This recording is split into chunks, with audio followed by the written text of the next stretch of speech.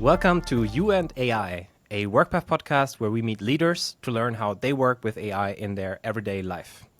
Today we are with Christopher. He's the CTO at the energy company LichtBlick, certainly one of the most innovative energy providers in Europe. But Christopher, maybe you'd like to say a few words about yourself and what you do. Yeah, sure. First of all, thanks for inviting me to be here. Yeah, as you mentioned, I'm CTO at LichtBlick. I would say we are the leading supplier for renewable energy with almost 1 million customers here in Germany.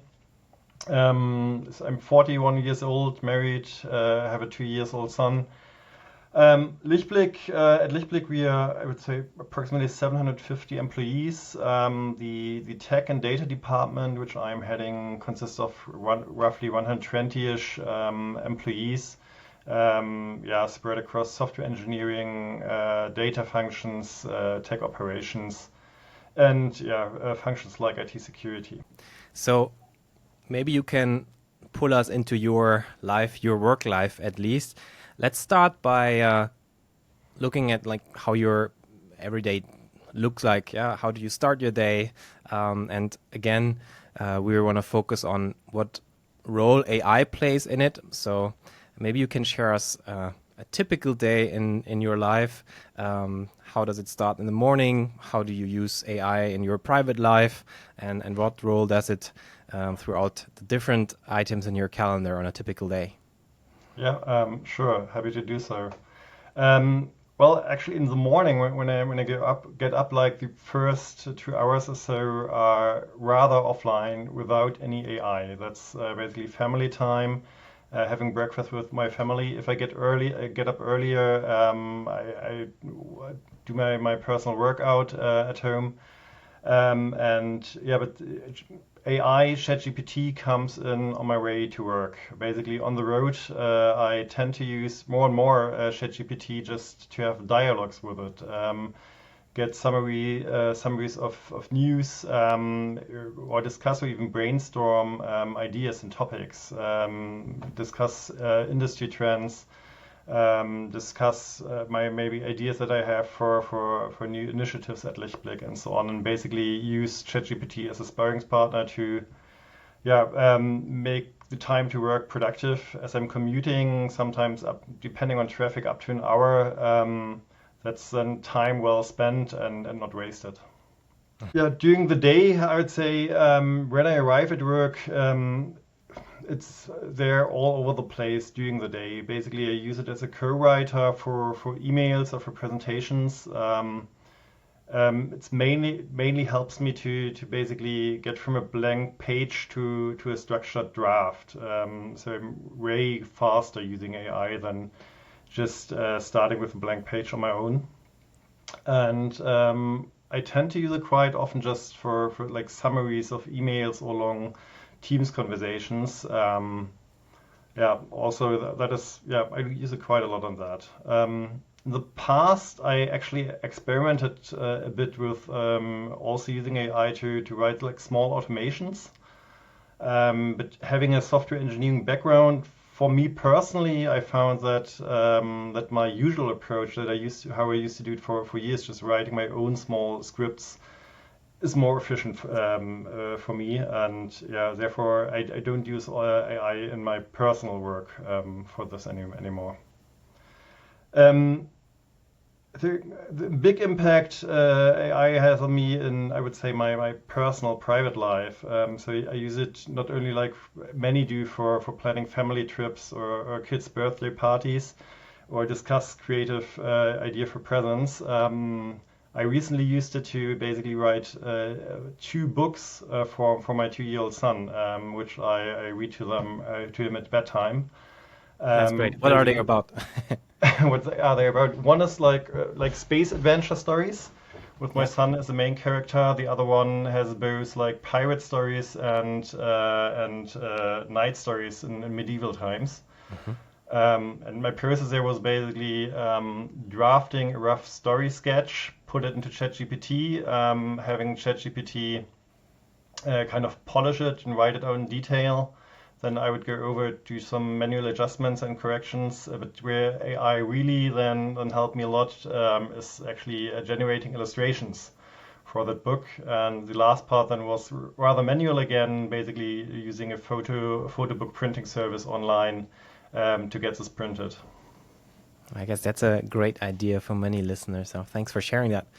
You touched upon ChatGPT already. Are there any other tools or models in the back that you typically deploy? Is it like external tools and interfaces, or do you also use tools that are maybe more embedded in the existing processes and tools you already have?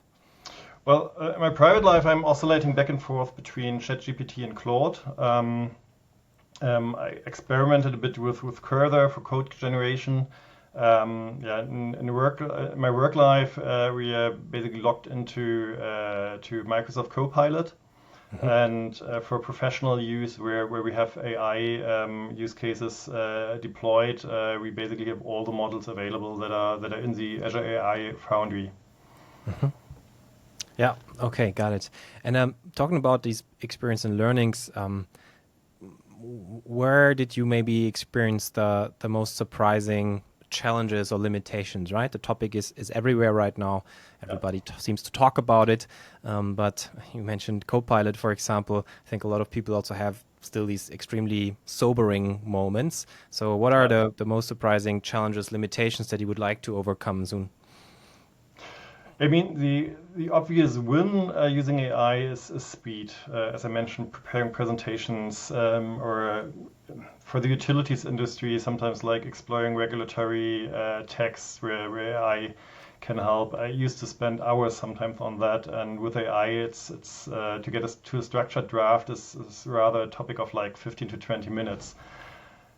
But I've learned that speed doesn't necessarily equal quality. So the draft that AI provides is usually rather only as good as my ability to frame the right questions and also to critical review the answers, which would bring me to like the biggest challenge: accuracy, reliability, and trust. So AI can hallucinate. And sometimes I even experience this, like confidently state something is which turned out to be like completely wrong. So sometimes it feels like in some cases the fact checking you have to do afterwards basically eats up the time savings that you had before.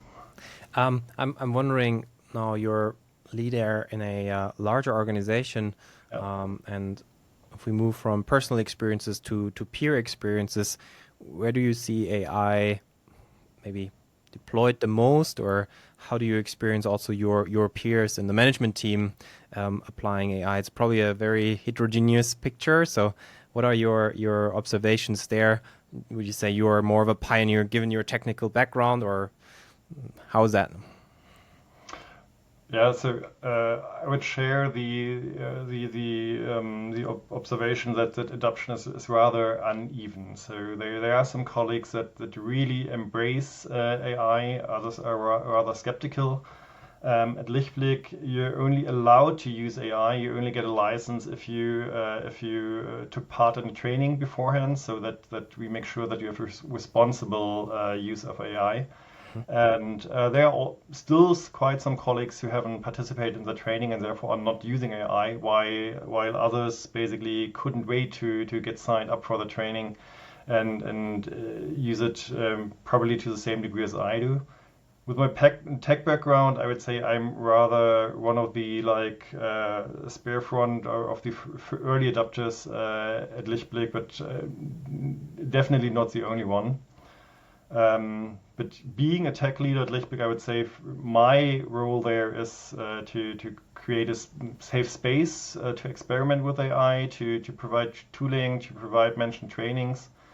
So to encourage also the whole organization to experiment with AI, but also like having clear boundaries, making sure that we are compliant with data privacy or the EU AI Act. Of course, European company, we also have to deal with this side of the things, right?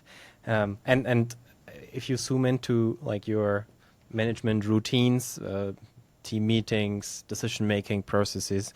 Are there any AI use cases in that context already, or would you say they're rather limited to personal use, individual use cases yet?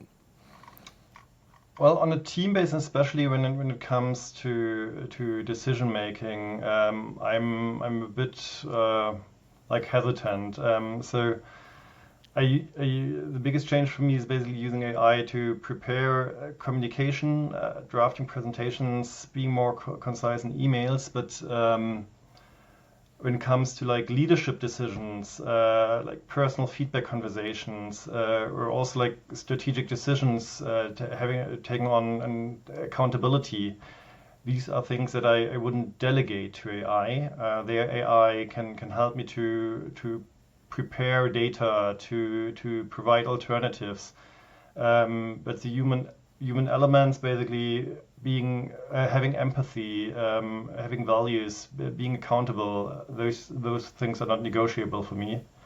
So it is used in team context, but yeah, it doesn't free us as humans from taking decisions and accountability. Yeah, a lot of people we invite for the Human AI podcast talk about also AI like playing a bigger role in meetings. Have you tried any of those agents that can also join video calls and take notes, maybe with live interventions, live feedback? Any experience with those? We haven't done so on purpose, besides some small experiments. Also because we're like rather careful when it comes to like data privacy, because everyone being in the call needs to actively opt in. Then you might be hesitant to not opt in, even if you don't feel comfortable, because you feel peer pressure. Therefore, at the moment we're rather reluctant to use that feature. We've tried it out in like small settings, but haven't rolled it out for the whole company. Makes sense. Yeah. So let's take a bit of a look into the future. Where do you think AI will play a much bigger role in the next few years? If you think about the future of your role, your company, what could you imagine where things go there? What would be your positive future that you can see? So I would say AI will move or develop from a tool that you basically actively query to rather a companion that proactively supports you. So instead of me asking questions, I would expect the system to alert me when it sees pattern, when it sees risks or opportunities. Having said that, I wouldn't work at LichtBlick if I wouldn't bring up the topic of energy consumption and sustainability. So one, from my perspective, often overlooked challenge is like the massive energy footprint, not only in training but also in running the AI models. And so I would say one possible development could be like this hype of bigger models will solve everything. That this might change to rather creating a lasting value in having sustainable, smaller, like tailored models that are more efficient, therefore greener, and basically tuned to specific domains. Rather than having these giants that become more and more energy hungry. Yeah, and I think in one of our previous conversations you shared that when making investment choices or when evaluating AI providers, you can actually do the work and analyze where is the energy from, what kind of energy is used to power these models or the application layer. And I think in Europe, a lot of these investments are focused on Norway. So I think that was quite impressive when you shared the process behind this as well. Yeah, that's why I think we have like most of our AI use cases deployed in data centers in Norway, which run on basically water energy and wind energy. Yeah, I think I'm not sure if it was OpenAI, but some of the biggest investments in data centers exactly for those reasons now been made or recently been decided for Norway. So that's obviously good. I think what's really interesting is how you sort of like describe this transition from you go somewhere, you ask the AI something, to AI becomes more proactive. It's actually really something where we also see an evolution, I think, in where companies and where leaders perceive value in AI. We at Workpath, we've been working on and been launching a couple of AI agents, and like everything, we develop the agents and the pricing behind with our customers. And one important aspect of how customers perceive value seems to be like, does the AI actually bring up things I wouldn't have seen myself, or I would have only seen later, right? I think a lot of the use cases where you go into Copilot, ChatGPT, Claude, you name it, you proactively go there and ask something. This feels like a commodity. You can have this almost everywhere, but when it comes to you, then it might be a different perception of value, and probably also the bigger use case behind. And all of that usually depends on how much data, how much context does the AI have in order to be able to do that, and not just be annoying, like, hey, remember me, but really provide meaningful value. So we've been touching up on that. Let's come to the last part of the conversation already. And let's talk about your dream agent. If you could have the perfect AI companion, I think how you called it, what would it do for you? Maybe we can come up with some exemplary use cases. What questions would you ask it, but also what would you hope it proactively brings up to you? When would you use it? Let's paint a picture of that dream agent. Yeah, picking up on this proactive communication, bringing up topics. So I would call my ideal agent the Foresight Scout. So right now, I'd say I'm spending quite a bit of time, not only me, but also many people at LichtBlick, basically trying to keep track of signals everywhere, new regulations, market trends, technology breakthroughs, what is the competition doing. It always feels like no matter how much time you invest there, and time is always a scarce resource, you always have the risk you might be missing something important.